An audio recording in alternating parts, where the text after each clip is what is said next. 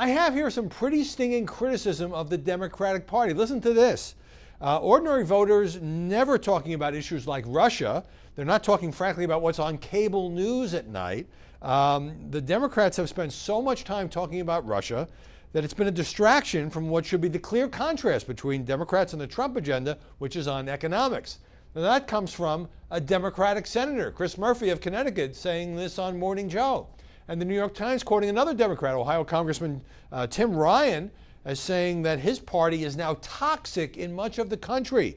Our brand, says Ryan, is worse than Trump. We can't just run against Trump. Now, this suggests to me this kind of soul searching, that some Democrats at least are coming to grips with the fact that just like in 2016, if their whole platform, if their whole approach is to bash the president, that may not win them enough votes to win. Now, the reason, the news peg, so to speak, for all of this has to do with the special election in Georgia, in which Democrat Jon Ossoff lost. I have a confession to make. I didn't spend that much time paying attention to the special election because I thought it was virtually inevitable that he was going to lose, even though he raised $25 million and there was all this endless media hype about the race.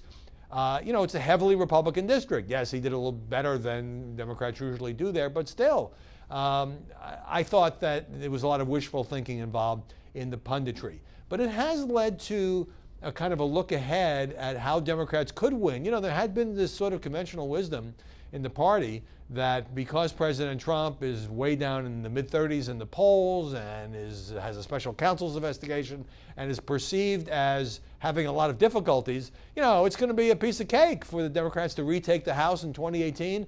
And after that, who knows? I don't think it's a piece of cake at all. For one thing, yes, a president whose party's in power often loses seats in the off-year elections, but these off-year elections, these local elections, are basically involving local politicians, local issues.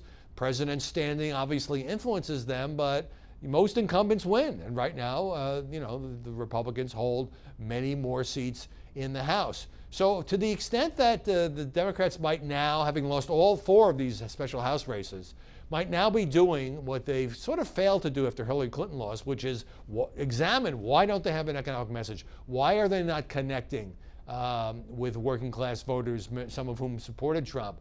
And are they too wrapped up in this media bubble that I've been writing about, where every jot and tittle, every burp and hiccup of the special counsel's investigation is huge news on cable? That's not necessarily what most people are talking and thinking about. To the extent they can think about that, that will be good for the Democratic Party. It might also be good for politics, because while the investigation is certainly important, it's not the only thing, and it's certainly not something that touches people's lives the way taxes and health care and immigration and other issues do.